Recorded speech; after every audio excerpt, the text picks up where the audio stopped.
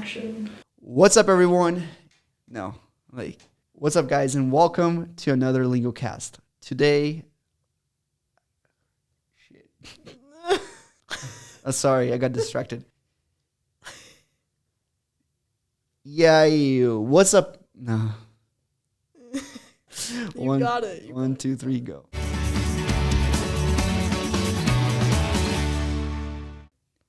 What's up, guys, and welcome to another Lingo Cast. I'm Felipe, and I'm with Sophie again. What's up? Hey. And today's topic is very special. We're going to talk about language failure. What does it mean to fail? How we overcame failure? And also, we're going to add in a little bit about motivation in language learning, which is related to failure. Mm-hmm. So, I'm going to start with you. How do you define failure? Tell us about some failures you had in language learning, and what did you do to overcome it? Okay. Great questions. How do I define failure? I guess not reaching a goal, not meeting an expectation would be failure. Mm-hmm. Even as I say that out loud, though, I guess that's pretty fair. A big part of language learning is like pushing yourself, you know? Yes. You can I feel like with my Norwegian, I'm in kind of this like comfortable zone where I can like identify some words when I'm reading or listening. I can say a couple things. And so I'm like, oh, I know Norwegian. Like I'm at such a beginning level, but I can now start to identify things and use it a tiny bit. And so I'm like, yeah, like I'm a beginning Norwegian speaker. And so I don't feel like, but I'm not really pushing myself. I'm not really improving because I'm not like pushing myself past, where I've already gotten. And that's where failure starts to happen. And it's uncomfortable, but it is necessary to language learning. So some language learning failures I've had. I can't think of, Felipe has attempted a lot of languages. He's set out on learning a lot of languages. I have not really done that. Mm-hmm. I've studied 4 languages in my time. 4? Latin, Norwegian, French, and Spanish. Oh, yeah, at least 4. So none of those was necessarily a failure. Maybe Norwegian almost, because I'm kind of giving up in a sense. But you're giving up, really? Not giving up, really. I just don't have time to go to my class. Anyways. But there's failures within each of those experiences. Like there's a lot of mistakes made, mm-hmm. and a lot of like embarrassing moments trying to use the language. I was thinking earlier about how when I was serving my volunteer mission for the church and I was speaking mostly Spanish and English, I met a Haitian woman and tried to speak to her in French, and no French came out of my mouth. I could not remember how to say what I wanted to say, and I felt so embarrassed, and it was fine. She was very nice, and we just spoke in English, but that was like kind of a frustrating moment because I wasn't giving a lot of attention to my French at that time, but I felt like I can't even like use it anymore. So you felt like you failed at that moment. Yeah, because one of the great things about learning language is I can communicate with this person now, mm-hmm. Yeah. And yet in that moment I was like, I can't do that in the way I thought I could, So that can be hard. And otherwise just like making mistakes and things when you're trying to use the language. And do you see mistakes as failure? Or I don't see it as failure. I see it as part of the process. I mean, it's definitely, maybe there's a little bit of a distinction. I think it is part of the process, but like with my definition, it's like if the expectation is you say what you're trying to say, you express what you're trying to express, and yet you get some words wrong or you use the wrong tense or whatever it might be, then you failed a little bit. But maybe we would define those different. We'd say like there's mistakes that are inherent to learning a language, and then there's like giving up or like having to stop, or I don't know. Maybe there's, how would you? So my definition of failure simply means giving up on a language. Okay. Like not touching it for a while. And for me would be leaving at a level where I'm not fully confident and conversational. And I can say that I failed in 3 languages. Okay. Yes, 3. My first failure was Russian, actually. When I went to Germany, I kind of left Russian on the side. Although I did use Russian in Germany. I did use a ton. Sure. But I did learn. But the thing is that I was learning 2 languages at the same time, German and Arabic. Dang. While I was there. And so with all of that, I kind of had to leave Russian to the side. Right. And it was something much better. It was something challenging because I really liked Russian. I enjoy Russian culture. There's a lot of things in the Russian mentality that I really admire. That I like resilience. Like in culturally, they're very resilient people that can survive even the worst conditions. So that's something I admire a lot in Russian culture. And Russian was a failure. I was at a beginning intermediate, not even intermediate. Now, right now I think I might be intermediate, but there I was. I'm actually at that level where in most programs they'll send you on a study abroad so you can improve the language and then you come back. But I can't do that, of course. But though Russian would be considered failure. Right now, the thing is that I'm taking Russian classes right now, and I'm kind of lagging behind on the homework. Yeah. And the thing about Russian classes is that I'm doing very well, like communicating, speaking. I listen to a lot of Russian, although I have a hard time with authentic material. I listen to Russian constantly. Nice. And I speak very quickly. My pronunciation is fairly decent. But the thing with Russian is that I mess up the cases. My grammar is pretty awful, and sure. I might make a Russian's ear bleed due to my Russian. Yeah, there's that. There's that too. How bad the grammar is. Is that a failure or no? Like today, no, because I'm continuing. Okay. Right? Okay. I'll say 4 years ago, 3 years ago, I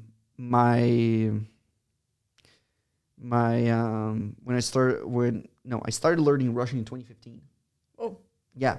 I told my professor that. She was like, "Oh, your Russian is very good." I was like, "Yeah, the difference is these guys started 3 semesters ago. Yeah.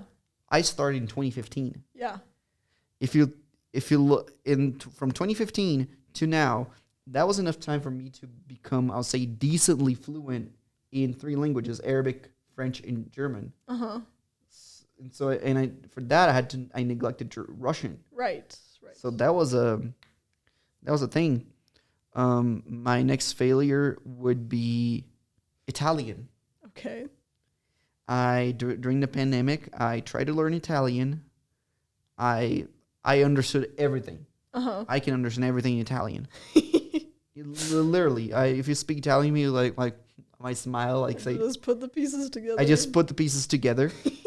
But when it comes to making sentences or speaking in a mix of Spanish, French, and Portuguese comes out, and some Italian too, and that's my Italian, right? Okay. But I do if you put me in an Italian-speaking environment, I will survive. Sure. And I'll be able to get myself through with the I would say the broken Italian mixed with French and Portuguese and all these Latin languages. Yeah. I should call that Inter-Latin.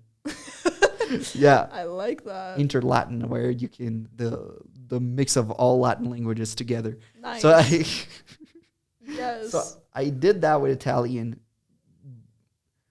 but I would be able to survive in Italy, but I wouldn't be able to survive in Russia with the little I know. Okay. Actually, I might, but not as well. And the other language I studied, and I can say that this was the worst failure I've ever had, was Mandarin Chinese. Okay. I tried to learn Mandarin Chinese. It was the first tonal language I had learned, and I used the same things materials I used. Assimil, a course called Glossica, where they had this thing called a mass sentence immersion, Hmm. but that one wasn't. It wasn't. I didn't really like it. I used to listen to it a lot, Mm-hmm. and I understood a ton of the pinyin, Mm-hmm. but the characters, man, the characters, especially since the Chinese are very proud of their characters, Yeah. and I kind of felt like that pinyin was a crippling thing. And Mm-hmm. those who have experience in learning Mandarin Chinese, you might understand what I'm saying. That they'll give you the pinyin in the beginning, and then they'll like, but you have to learn the characters too. Like Right. they'll introduce the characters right at the beginning, so you need to learn the strokes and everything. And that was too much for me. It was like a crutch. The It was pinyin a was crutch. a crutch for you. I just say clutch or crutch. I don't know. Yeah, it was a crutch for me, and I didn't like it. And I used to talk to some Chinese people online, and they were nice. They were very nice. I mean, Mm-hmm. some of the way I dealt with them obviously was different from the Westerners, of course. Yeah. And it was kind of the sad thing is that I really like to send music to people. Like, hey, let me show you this about what I have about my Mm. culture, about like kind of this having this exchange in the problem. One of the problems is that in almost no Western website is available in China. They're all blocked. Mm. Yeah. Dang. So YouTube, all social media, they're all blocked and they have their own, Right. right? So they're stuck with their own thing. So they could send me their stuff, but I couldn't send my stuff. That's And hard. even you say like, yo, download a VPN, they're like, no way, Yeah. they're not gonna download it. Right. And they like to talk through WeChat. Yeah. So I do have WeChat. Very interesting, very interesting thing now. Very interesting, I'll say, application. But yeah, that was how I define failure in language learning. And so it sounds like each of those is kind of a specific, like kind of a unique Yes. reason that you would define it as failure. Yes. In a broader sense, basically not continuing learning, just stopping altogether, Sure. and not, I would say, going to the end. In a way, it kind of connects to yours in the sense that is my German at the level I wished. So how high are my expectations in German? Mm-hmm. So for now, they're not that high. So I wouldn't call German a failure. Right. Because you're kind of meeting where you think. Yeah, you I'm wanna a kind of meeting where I should. The thing is that I used to be obsessed with having the whole C1 thing, the whole sound like a native, Yeah. speak like a native. I still do kind of, Yeah. because I do like the idea of imitation. I make note. I'm gonna make an episode just about that, just about imitation. We look forward to it. There's a guy that inspired me in the art of imitation. But yeah, what was I gonna say again? I forgot. You were obsessed with that idea. Yes, I was obsessed with perfection. Yeah. And like sounding perfect, being confused as a native speaker, and sounding like I knew what I was talking about. Yeah. But the problem with that is that it requires a lot of time just being immersed in the language, Totally. just being constantly there, and then I wouldn't have a life anymore. Which I know some people that are paid to learn languages. Friend of ours, but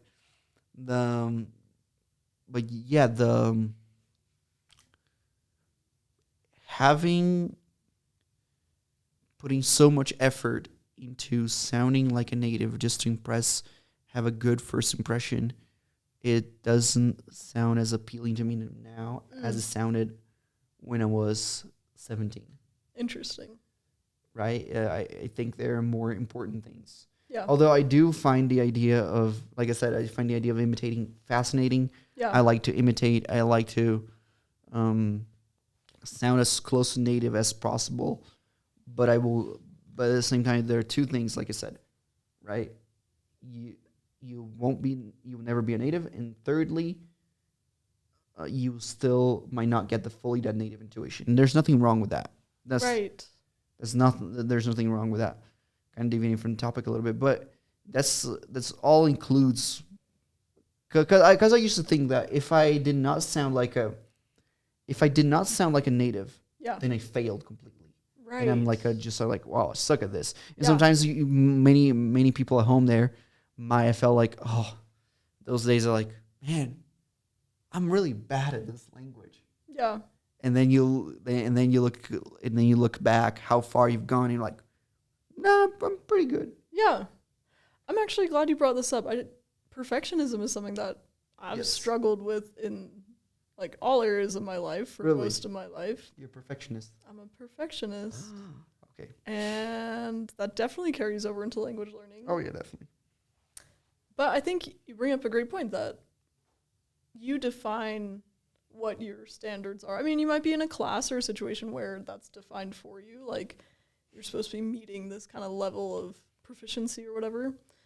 But in your own kind of language learning journey, you can decide how good you want to be at something. You can work towards it. Again, pushing yourself is an important part of it. But to constantly be not satisfied with where you are because you think the goal is just native sounding, when great, work towards that, but like give yourself credit for how far you've come. Yes, definitely. And try to like have reasonable expectations depending on how much time you're giving it, whether you're immersing yourself in it, whether you're just like sitting at home trying to become an expert Chinese speaker. It's like, okay, that may or may not work. So expectations, like how you define that for yourself and like giving yourself credit, and those are all important things to keep in mind, I think. One of the things that definitely fascinate me is the different skills in language learning. I saw one can understand very well but not speak a word of it, of the language. Sure. One can read the language very well and not speak it. One can speak it and suck at reading. I speak Arabic very well, but I suck at reading Arabic.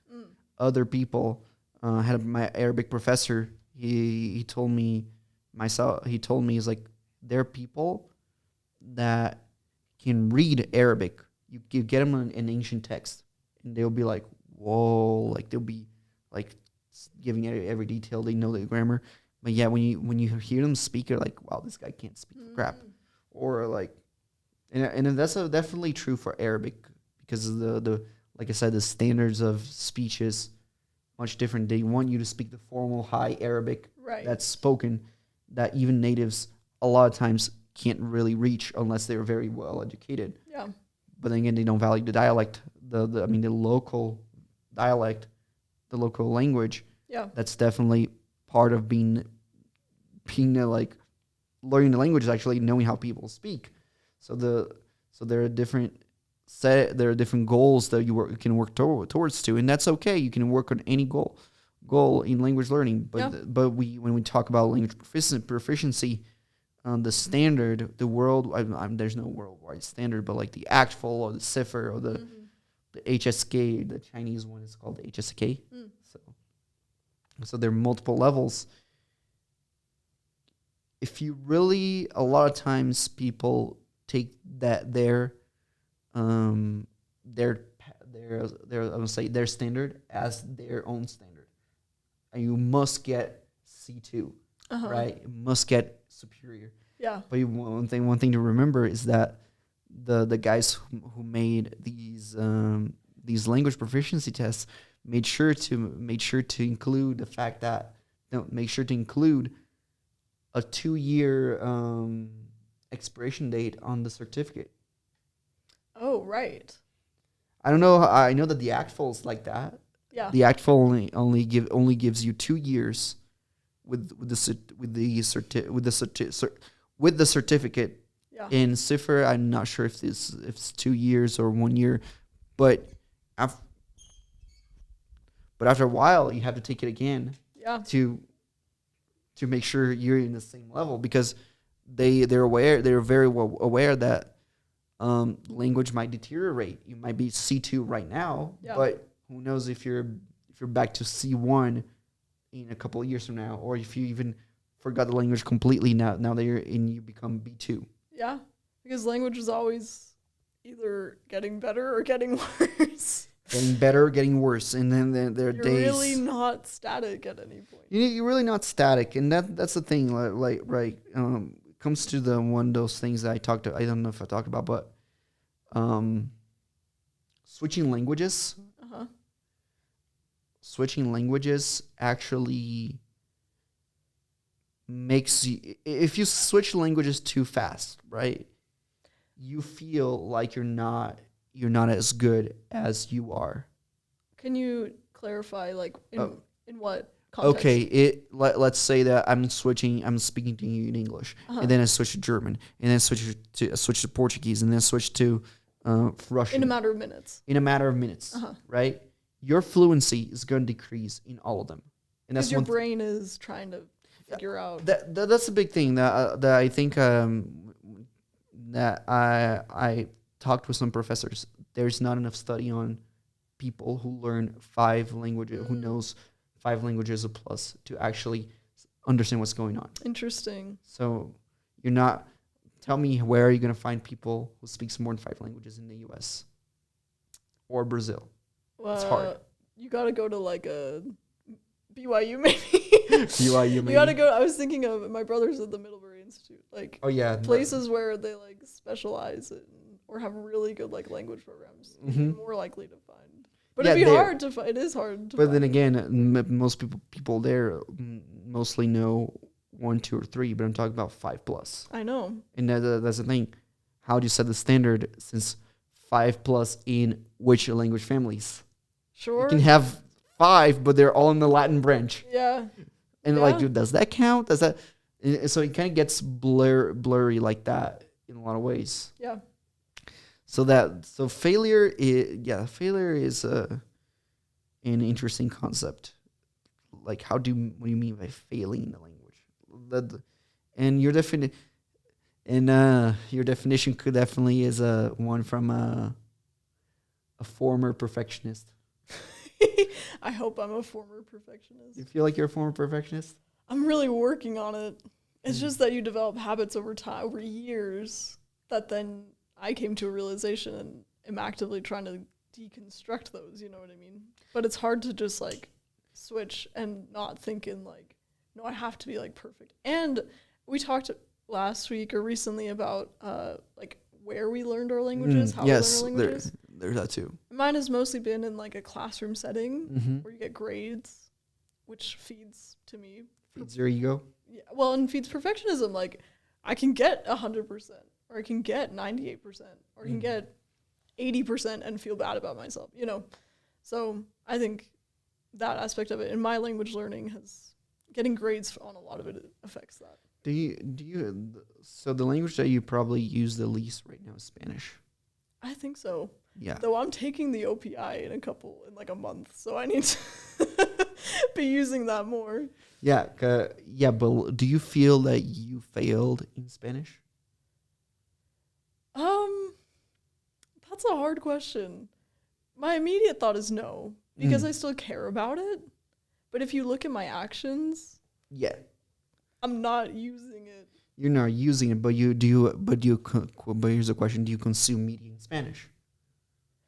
Occasionally, but not very much. Like, even doing this podcast with you has made me want to be more active in my language learning for all languages. Like, because as I said a few minutes ago, you're either improving or regressing.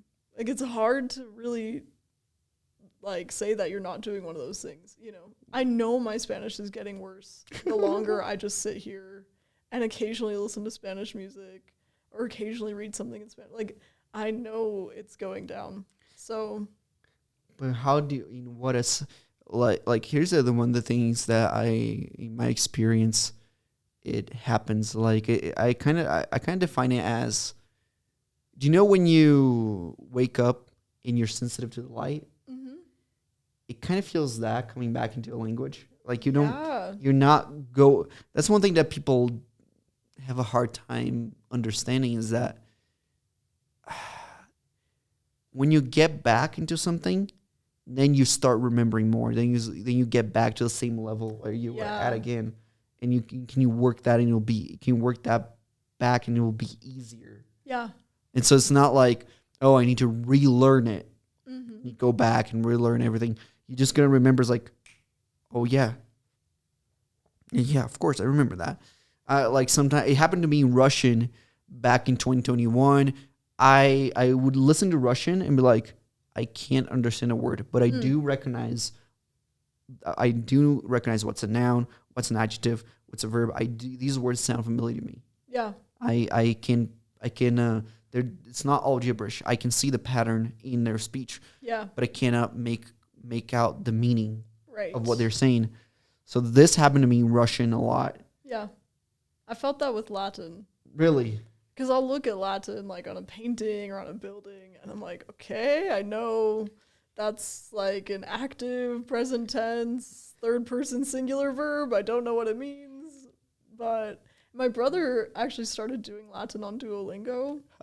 And it's interesting that you bring this up because he was like, can I ask you some questions? And I was like, I don't know if I'll remember anything, but sure. And he asked me some really basic things. And I was like starting to explain it to him. And as I'm like, when I have to think back on it and then explain, I'm like, oh yeah, like I remember this. I pulled out like a table and I was like, I could decline a noun. Like I could do it if I had to. But I felt like those little like sparks at the beginning again of like, oh, okay, like I do remember I can like use this again. Is the Latin that you studied the classical or the church one? Like classical. The classical. I took it, yeah. We did like translation of the Aeneid and like, you know, just those kinds of exercises and things. So I'm the Latin. There's some guys who are very much into Latin. They might shoot me, but I'm much more concerned about languages where I can actually speak to people. It's cool. No, it's like cool. I don't see the point in learning how to speak Latin. Sure. But I see the point in learning how to read it, which is a different skill altogether. Cool. But that's totally fair. Yeah, but the thing is, I can read Latin in a way, right? Yeah, like you if can I get a lot of it. I read Latin, like I can make out the meaning, like I know. I can see like okay, this means this like I can kind of like comparing like all the languages I know, all the Latin languages I know, can kind of make up the meaning of what they mean. It's like okay. Yeah. But I didn't want to distract. I mean, I did want you to talk more about like kind of you were saying you were getting back into Russian. Yes. And did that at the beginning, as you were getting back into it, that motivated you? Like you knew enough that it kind of pushed you to keep going? Veni vidi vici. Yes, I was holding this the whole time. I just had to let up. You're a Latin speaker. Vin vivenci. Vine, yo vi, yo venci. Like, I could translate that. You get it. Yeah. But getting back to Russian. Okay. When I came to university, I was thinking, okay, I need to get back in Russian again, right? Back to Russian. It's the language that I always wanted to be fluent in, meaning decently conversational, in like about deeper topic. B2, just so you know, that's the definition I'm going for. And with Russian, and I used to watch a lot of Russian media. Right? I used to I froze. I used to watch a lot of Russian media back in 2015. And there's a little series called Shkola Vyzhyvania, which is like survival school, but it's like kind of like a sitcom. Okay. It's very simple, very like, I used to watch that. It was free on YouTube until they took down every Russian government funded channel on YouTube, including RT. Sad. Yeah, because and that's the crazy thing. I started learning Russian, and then the whole thing in Ukraine happened. Crazy. And I'm like, well, it's gonna be weird just tell people that I'm learning Russian. Yeah. But it was kind of awkward because that's one thing about one aspect about language failure, language success, or whatever, is that it's sadly very,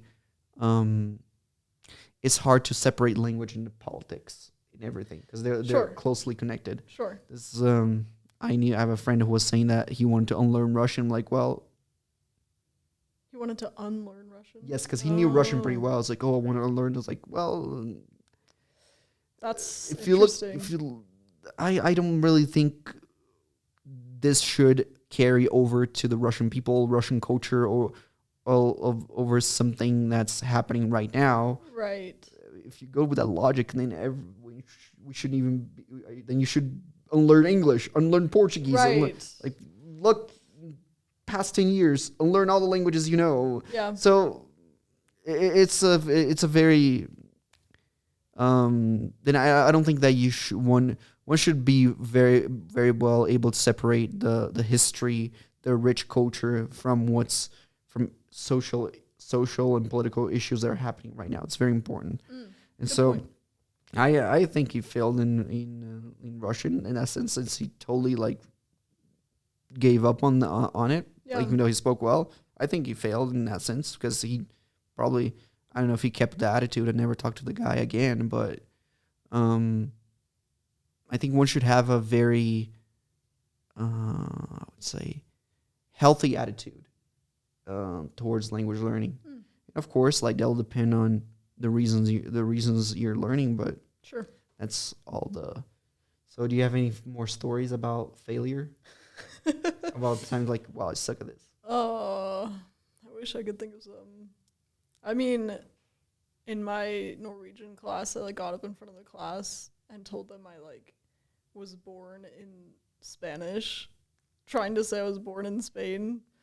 But you just don't. The brain had not held on to those endings well enough to really know. And my teacher looked at me and she was like, she knew what I meant, but she was like, let me help you with that.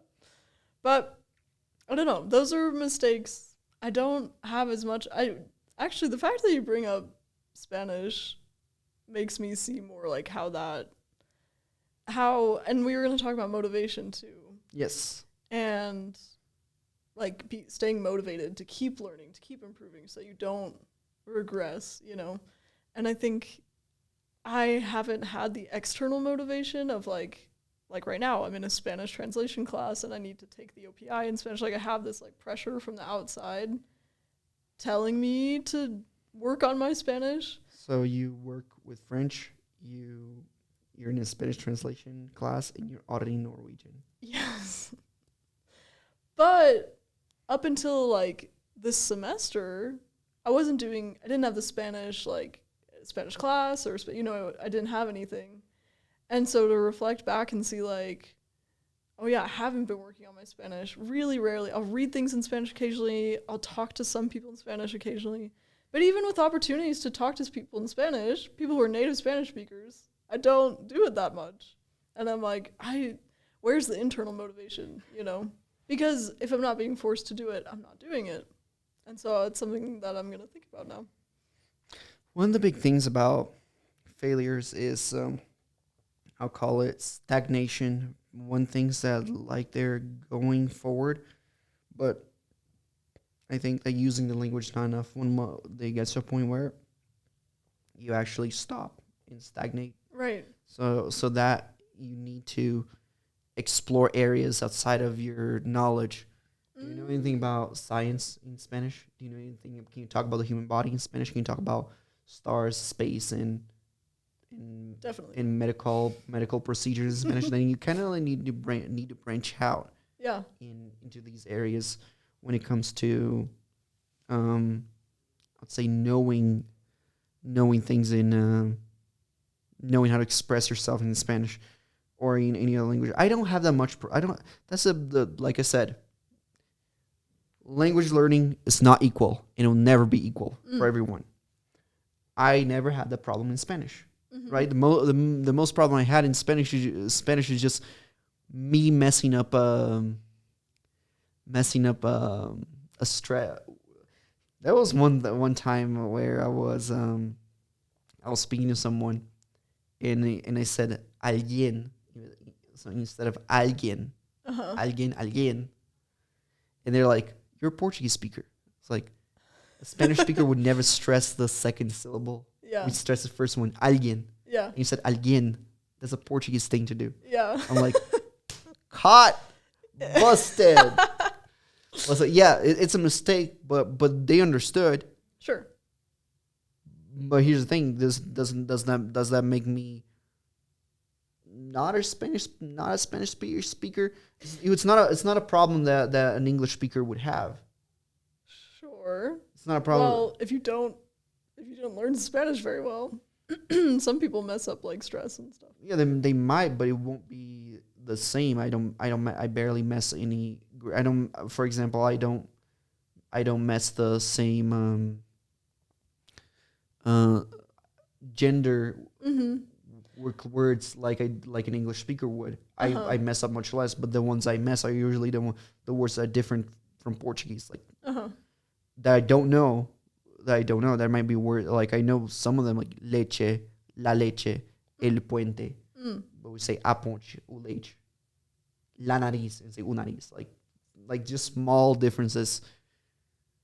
But yeah, I wouldn't say Spanish was never a language that I actively studied. But here's the thing: if you had to tell me that I needed to write a text in Spanish, like do a word, I would be able to do it maybe in German, in French, but never in Spanish. Oh, interesting. I wouldn't be able to write a very well written text in Spanish. Sure. Because I'd never written one before. Yeah. I don't know how a well written text in Spanish sounds like. Yeah. Interesting. I don't know. ChatGPT could help me, but but you're not. I wouldn't say you're a failure because that's not a failure. You don't have, and I don't know. I would never really want to label someone as a failure and Of course, but I think they need to define themselves. Yeah, that's fair, I guess. And then I just labeled the guy that wanted to unlearn Russian as a failure, but yeah, okay.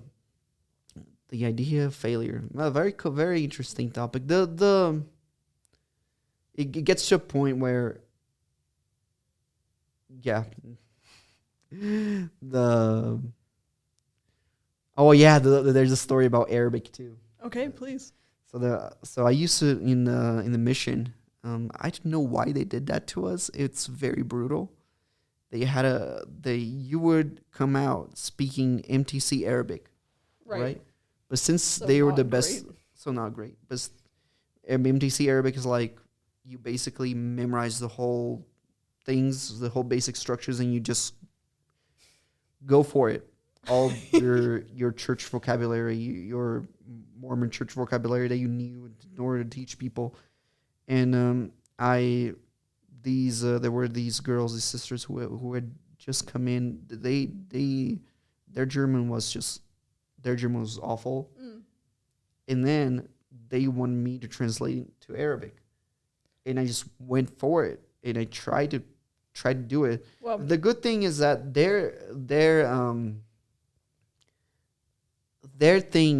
what they said was they were saying in English, and I was trying my best to translate as the best as I could. But the thing is, sometimes it would come out wrong. And the guy, I thought I was doing okay, but the guy just like, yeah, my German and their German is better than your Arabic. Why are we having you translate it? The guy literally said that to me, and that like just crushed my confidence. Ouch. Like it was like an elephant just like stomping on me. Like, ouch. I wasn't that. I felt like definitely like a failure that day. Like the guy, like your air is like we speak in German. I speak German. My German's awful. Their German's awful, but it's better than your Arabic. Yeah. So like, and the guy said that to me and I was able, even though my Arabic was very weak at that time, I was able to understand what he said. And I was like, and the sister was like, "Oh, are you okay?" I was like, "Oh, yeah." And I spoke to him in English, and he didn't understand English. And they were like, "Yeah, it's okay. It's okay. Thank you. I'm fine." and then it was a call. It was a Zoom call, and I closed the call and was like, oh, and just like laid on the ground like this, looking at the thing. sad. Did not know what was going on. I was like, what's happened? Like, Sad. I was like, I'm just destroyed right now. I just need like be quiet, like just need to be alone or like. And I'm usually very extroverted. Like talk a lot with people, and like when I'm having a problem, like that one just destroyed my confidence. Sad. But thing is, I was able to get back up, and one scumbag will not discourage me from learning an entire language. One scumbag from that country, from that culture, won't make me hate an entire country or culture, right? That's good. Most of the scumbags I met in my life were either Brazilian or Americans, but that didn't change my perception of both people. I'm glad to hear that. Most scumbags I met actually. No, I take it back. Most scumbags were actually Brazilian, but that doesn't mean that they'll hate Brazil. So anyway, to wrap up that story. So yeah, you definitely you definitely meet mean people. Sure. But don't let them discourage you. Yeah, good point. Don't let them discourage you, and like don't let them make you feel that you're a failure, because they're also failing something, but they're too insecure to tell you. Yeah. Don't let the man get you down. Don't let the man get you down. Yeah. And I still every time when I feel like a failure in my language learning, I just remember this event. I'm like, wow, I came very far from like that level of Arabic to the level I'm at now. That's awesome. So I kind of became desensitized with people's judgments, and when it comes to making mistakes, I'm like, it doesn't affect me. Yes, I made a mistake. And I just laugh along with it. Just laugh. That's good. So, yeah, my parting words would be, I like this hopeful note to end on. Yes. You know, like, pick yourself back up. Language learning is exciting and awesome, even though it can be discouraging at times and embarrassing and hard. Mm-hmm. But it's worth picking yourself up and trying again. And like we say in Brazil, bola para frente. It means ball forward. You know, we have a ton of expressions that's related to soccer. I'm shocked. We have a ton of soccer expressions. I'm shocked. But yeah, thank you so much, guys. Until next time. Bye. Bye.